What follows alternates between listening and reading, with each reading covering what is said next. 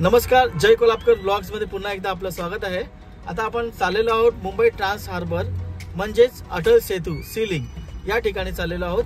तर फ्रीवे मार्गे आपण जाणार आहोत आणि आपला प्रवास असा सुरू राहणार आहे। आमच्या बरोबर आज सोहम आलेला आहे आणि सोहम आपल्याला हाय करतो।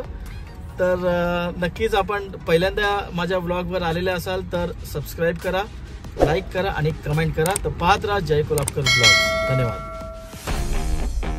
आता ठाणा टोल नाक्यावरून निघालेलो आहे।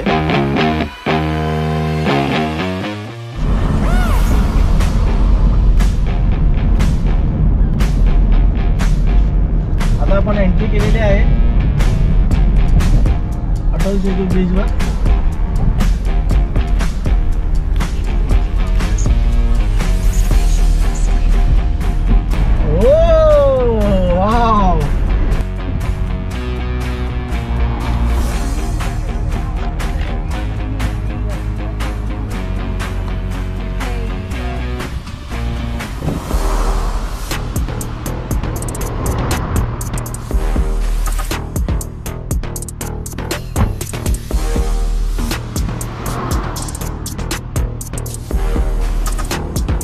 अटल सेतू ब्रिज आपण इथे थांबलेलो आहोत।